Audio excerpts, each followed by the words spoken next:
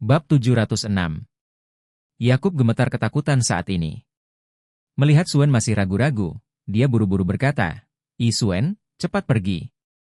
Jika sekelompok orang ini benar-benar melakukan sesuatu kepada Anda, saya tidak dapat menjelaskan kepada keluarga Anda.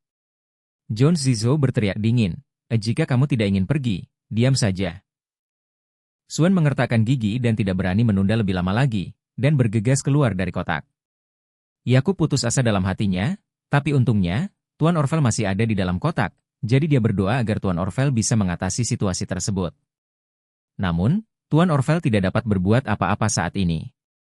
Sekelompok orang ini menendang pintu kotak berlian itu dan melakukan gerakan besar. Jika tidak ada kecelakaan, orang-orang mereka sudah lama muncul. Sampai sekarang, belum ada yang datang, yang membuktikan bahwa orang-orang ini tidak bisa menyesuaikan diri. Liu Guang mengertakkan gigi dan menatap Tuan Orvel, dan berkata dengan dingin, Orvel, waktu kematianmu sudah tiba. Setelah berbicara, dia menoleh dan berkata dengan hormat kepada Jones Zizo, Yemer Zizo, tolong lakukan. Jones Zizo mengangguk, mengambil langkah ke depan, dan berkata, Orvel, maju dan mati. Ketika Tuan Orvel masih muda, dia dianggap setengah latihan. Dia tidak menerima nasibnya ketika dia masih muda. Sebagai gantinya, dia menyiapkan postur untuk menghadapinya. Dia berkata dengan dingin, jika kamu menginginkan takdirku, itu tergantung pada apakah kamu memiliki kemampuan ini. Sekarang, Jones Zizo mencibir dan berkata, kamu hanyalah seekor semut di mataku. Bagaimanapun, dia berjalan langsung menuju Orvel. Orvel tampak serius tetapi tahu bahwa dia tidak bisa menyerah saat ini, jadi dia segera meninju Jones Zizo. Jones Zizo mencibir, hanya untuk meninju dengan ringan. Tapi saat kedua tinju bertabrakan, Orvel hanya merasa tubuhnya dihantam oleh batu besar, dan dengan embusan, dia merasakan serangan yang kuat. Dia tidak tahan, dia segera terbang dan jatuh ke tanah. Orvel, yang jatuh ke tanah, tiba-tiba mengubah kulitnya. Dia tidak percaya bahwa kekuatan pria ini sangat tidak normal. Itu menghancurkannya. Liu Ming melihat pemandangan ini, matanya berbinar, dan hatinya sangat gembira. Dan ayahnya Liu Guang bahkan lebih bersemangat. Orang yang jatuh ke tanah adalah kaisar bawah tanah Auros Hill. Namun, setelah malam ini, posisinya akan diganti. Dan dia akan menjadi mayat. Memikirkan hal ini, Liu Guang segera mencibir. Orvel, bukankah kamu sangat sombong? Sekarang kamu tahu apa yang ada orang luar dan ada surga di atasmu, kan? Bagaimanapun, Liu Guang berjalan ke Orvel dan mengertakkan gigi, dan berkata, sebelum membunuhmu, aku juga ingin kamu mencicipinya. Apa itu penghinaan? Segera, dia buru-buru berkata kepada Jones Zizo, Tuan Zizo, tolong bantu aku untuk mengendalikannya. Saya ingin mengukir kata, malang menggantung, di dahinya untuk membalaskan dendam anak saya. Jones Zizo berkata dengan dingin, saya datang untuk membunuhnya hari ini, bukan untuk meminta Anda mengukirnya. Jika Anda ingin mengukir, Anda bisa menunggu sampai saya membunuhnya. Liu Guang buru-buru berkata, Tuan Zizo, kalau begitu, dia tidak akan bisa merasakan sakitnya penghinaan dan kematian. Jones Zizo meliriknya dan berkata, nama keluarga di sana adalah Wilson, kamu dapat mengukirnya sesuka kamu, aku akan membunuhnya dulu. Bagaimanapun, Jones Zizo mencubit leher Orvel dengan satu tangan, dan mengangkat tendangan voli dengan kaki menggantung di udara. Jones Zizo hanya menggunakan sedikit tenaga di tangannya, dan Tuan Orvel tiba-tiba merasakan sakit yang menusuk di lehernya, benar-benar kehabisan napas, dan itu terasa lebih menyakitkan daripada menggantung dirinya sendiri. Tampaknya jakunnya akan dihancurkan dengan kuat. Pada saat ini, wajah Tuan Orvel penuh dengan hitam dan ungu, hatinya telah menyadari bahwa dia akan mati hari ini. Bab 707. Pada awal ketika Liu Guang bergegas ke dalam kotak berlian, Charlie meninggalkan rumah dan mengendarai mobil BMW tuan tua ke rumah klasik. Awalnya, dia tidak siap untuk keluar secepat ini. Tetapi ibu mertuanya, Elaine, terus berbicara dengannya di rumah. Untuk sementara, dia tidak menyukai Jacob karena dia pergi ke restoran untuk menjadi boros. Dia merasa 20,000 lebih baik baginya untuk membeli kosmetik, dan omong-omong, dia bisa pergi ke aula mahjong untuk menggosok beberapa lingkaran dengan teman-temannya. Setelah beberapa saat, dia tidak menyukai Charlie karena tidak pergi bekerja dan makan nasi putih saat Charlie menganggur di rumah. Kemudian, dia berkata lebih dan lebih bersemangat. Dia bersikeras memperkenalkan Charlie pada pekerjaan sebagai penjaga keamanan di tempat parkir. Dia juga mengatakan bahwa gaji 3,000 sebulan akan dibayarkan kepadanya. Charlie tahu Elaine kehabisan uang baru-baru ini, dan sakunya lebih bersih daripada wajahnya, dan dia tidak bisa bermain di luar, jadi dia hanya bisa tinggal di rumah hampir sepanjang waktu. Dan selama dia di rumah, dia akan terus merajuk dan mengeluh. Dia sedang dalam mood yang buruk, dan Charlie bahkan lebih tidak menyenangkan. Kebetulan malam ini Jacob dan istrinya Claire belum pulang, jadi Elaine terus berkicau padanya, benar-benar mengganggu Charlie, jadi dia pergi lebih awal, bahkan di dalam mobil. Duduk jauh lebih baik daripada mendengarkan dia mengeluh di rumah. Charlie pergi ke Classic Mansion dan berhenti di depan pintu Classic Mansion. Dia tidak bangun dengan terburu-buru. Dia memeriksa bahwa waktunya masih pagi, dan diperkirakan tuan tua harus duduk di atasnya sebentar, jadi dia mematikan api dan duduk di dalam mobil untuk mendengarkan lagu dan menghabiskan waktu. Menurut rencana awal, rencananya adalah menunggu tuan tua memanggil dirinya sendiri setelah dia selesai minum dan memiliki cukup makanan dan minuman dan kemudian pergi menjemputnya. Namun, setelah menunggu di gerbang Classic Mansion sebentar, Charlie menyadari ada yang tidak beres. Di gerbang Classic Mansion, selalu ada 2 penjaga keamanan dan 2 pelayan. Satpam bertanggung jawab menjaga dan pramusaji bertanggung jawab untuk menyambut tamu. Tapi hari ini, tidak ada orang di gerbang Classic Mansion. Apalagi, ada tanda di pintu yang menyatakan bahwa bisnis tersebut tutup. Bagaimana situasinya? Charlie berpikir dalam hati, apakah Tuan Orvel tahu bahwa Tuan Tua akan datang hari ini, jadi dia langsung memesankan tempat untuknya? Tuan Orvel sangat berwawasan dalam menangani berbagai hal. Berpikir seperti ini, dia melihat banyak lelaki tua yang panik di gerbang Classic Mansion. Charlie bahkan lebih bingung. Orang-orang tua ini semuanya tampak seumuran dengan Jacob, dan masing-masing tampak ketakutan seolah-olah sesuatu telah terjadi di dalam. Jadi Charlie buru-buru keluar dari mobil dan menghentikan seorang tuan tua untuk bertanya, Paman, apa yang terjadi di atas?" Itu ketua PI yang dihentikan. Dia masih syok, dan dia terus gemetar dan berkata, mereka membunuh di atas." Ketika Charlie mendengar ini, dia mendengus dalam hatinya. Dibunuh? Bagaimana situasinya? Mungkinkah sesuatu terjadi pada Classic Mansion? Memikirkan hal ini, dia segera bergegas ke Classic Mansion. Bab 708. Ketika dia memasuki rumah klasik, dia menemukan bahwa pelayan dan keamanan telah jatuh ke tanah. Charlie melangkah maju untuk menyelidiki dan menemukan bahwa semua pelayan dan penjaga keamanan telah pingsan, dan semua orang memiliki memar di leher mereka, dan tampaknya tangan mereka telah pingsan. Ini adalah Master. Charlie tidak bisa membantu tetapi memperhatikan, dan segera melangkah ke atas. Saat ini, Orvel sedang sekarat, matanya memutih. Di sisi lain, Liu Guang dan Liu Ming saling mengedipkan mata melihat ini. Liu Ming mengambil belati dari pinggangnya dan memandang Yakub yang gemetar di sudut, dan berkata dengan dingin, "Karena Tuan Orvel ditangani oleh Jones, maka mereka akan membiarkan Yakub ini menderita kejahatan ganda."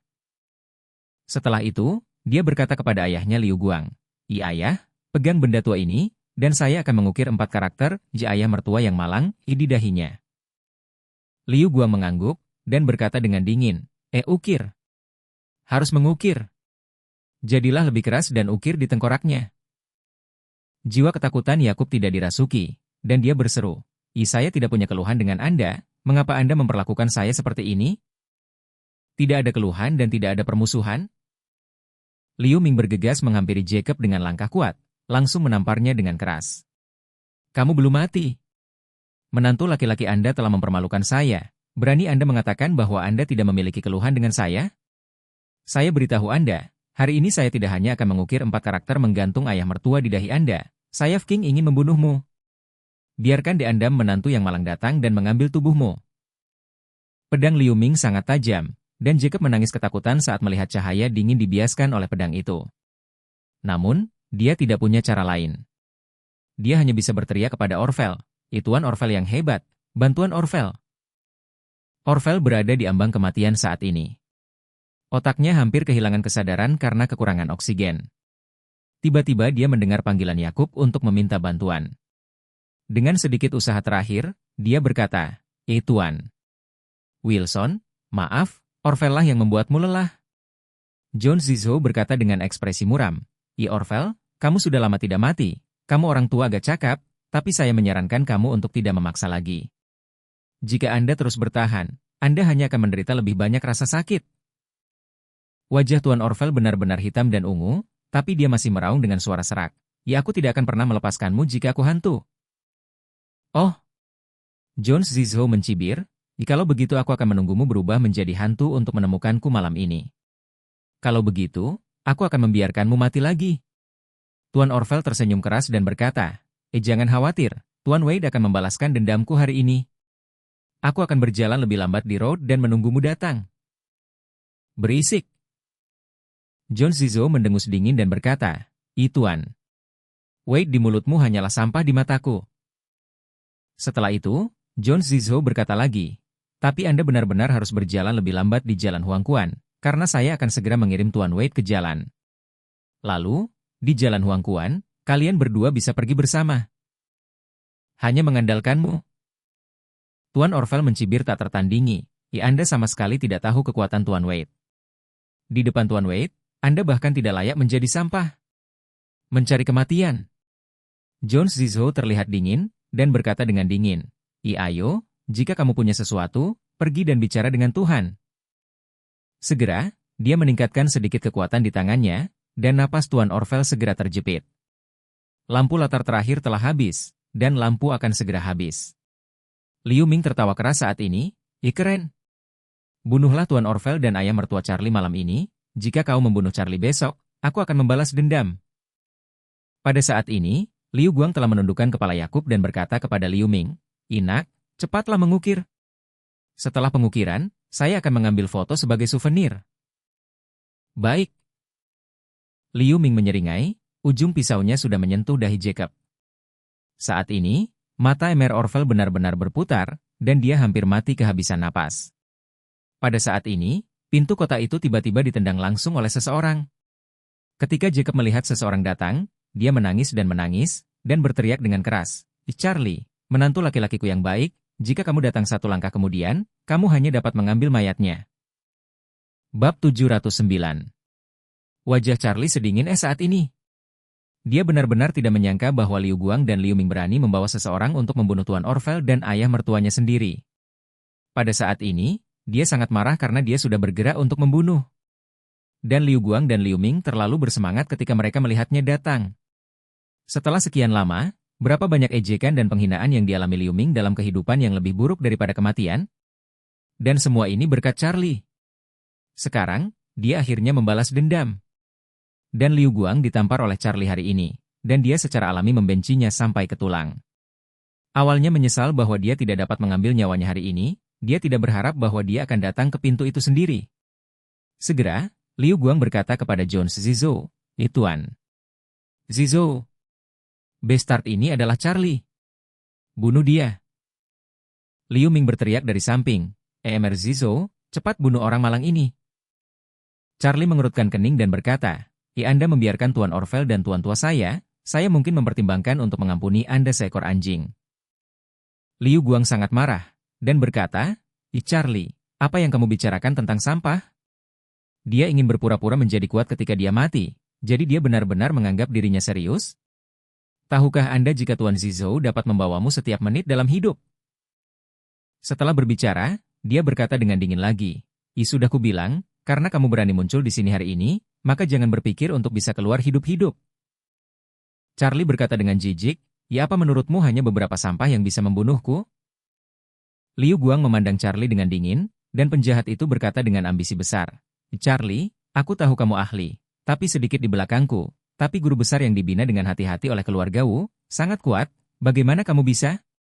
Jika Anda bisa bertarung, Anda tidak bisa menjadi lawan mereka. Percaya atau tidak, Tuan Zizou akan menghantammu di seluruh lantai dengan satu gerakan. Bisakah kamu bertahan atau mati? Liu Ming buru-buru berkata, Ayah, apa yang bisa saya katakan kepada Charlie sampah ini? Ingin saya katakan, pukul saja dia menjadi sampah. Saya ingin dia berlutut di depan saya, bersujud untuk mengakui kesalahannya, dan sebelum kematian Charlie, saya juga harus mengukir kata sampah di dahinya, mengambilnya dengan ponsel saya, dan memposting videonya ke internet sehingga seluruh Auros Hill akan tahu bahwa Charlie adalah pemborosan yang tidak berguna. Liu Guang tertawa dan berkata, oke. Lakukan saja apa yang kamu katakan. Melihat Jones Zizou mencubit Tuan Orvel dengan keras, Charlie berkata dengan dingin, "Lepaskan dia, apa yang akan terjadi padaku?" John Zizou berkata dengan ekspresi jijik, "Lepaskan dia? Nak, percaya atau tidak, aku bisa membunuhmu dengan satu tangan. Aku akan mengirimmu ke jalan bersama Tuan Orvel." Melihat wajahnya penuh percaya diri, Charlie mencibir, "Tanganmu ini bukan lagi milikmu." Setelah itu, dia segera bergegas. John Zizou tidak menyangka Charlie akan terburu-buru ke arahnya, dan sebelum melepaskan Tuan Orvel dengan tangan kanannya, dia menyerang Charlie dengan ganas dengan tangan kirinya. John Zizou sangat percaya diri saat ini. Dia merasa bahwa dia sudah kuat dan keluar dari tempatnya. Bagaimana orang biasa bisa menjadi lawannya? Bahkan jika Tuan Orvel yang telah berjuang selama setengah hidup, bukankah itu masih dilakukan dengan satu tangan? Namun, yang tidak dia duga adalah bahwa Charlie melancarkan serangannya dalam sekejap, dan kemudian tiba-tiba meraih lengannya dan meninju bahunya. Pukulan ini di luar imajinasi. Dengarkan saja satu klik. Bahu kiri John Zizou semuanya telah hancur menjadi debu. Tulang berubah menjadi bubuk dalam daging. Jenis rasa sakit ini seperti ribuan taji tulang, terus-menerus menusuk saraf dan daging, menyebabkan John Zizou menyeringai kesakitan seolah-olah semua kekuatannya habis dalam sekejap. Segera setelah itu, begitu dia melepaskan tangan kanannya, Tuan Orvel merosot ke tanah, dan seluruh tubuhnya tidak bereaksi.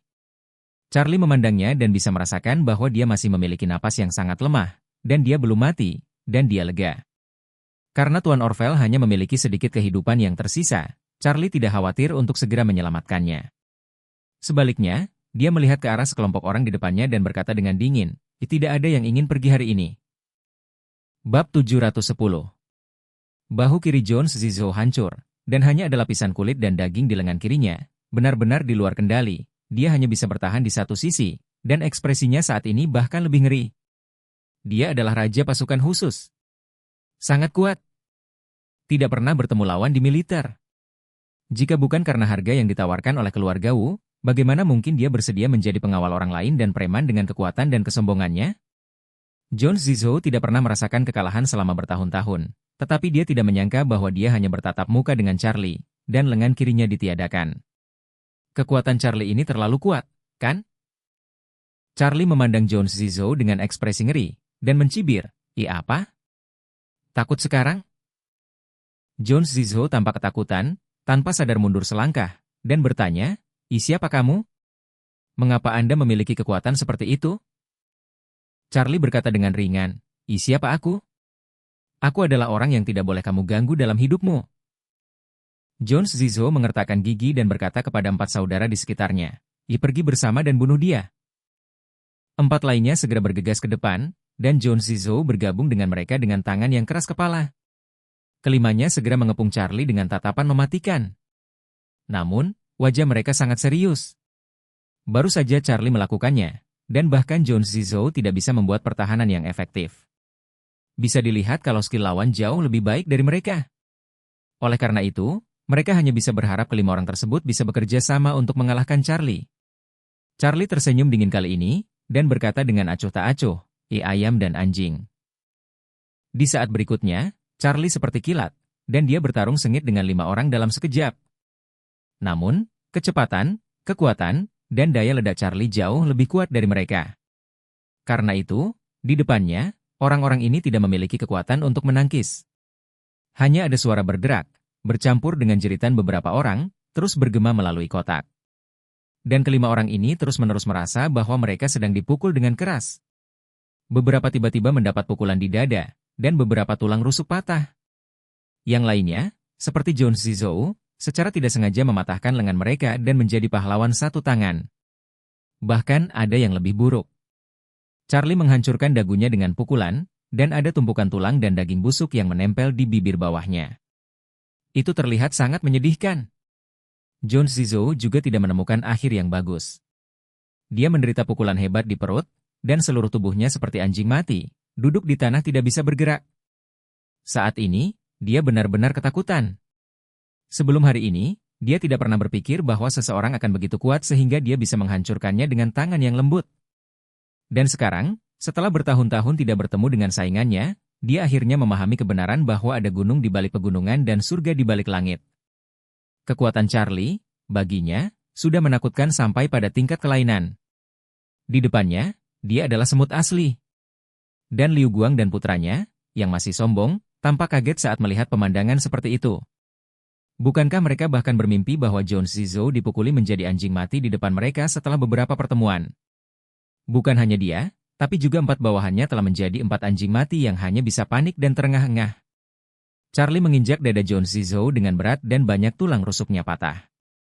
Dia melihat ke arah Zhou Zizou yang ketakutan, memperhatikan darah muntah yang menyakitkan, dengan dingin bertanya, "Ayo, katakan padaku, siapa semut yang sebenarnya?"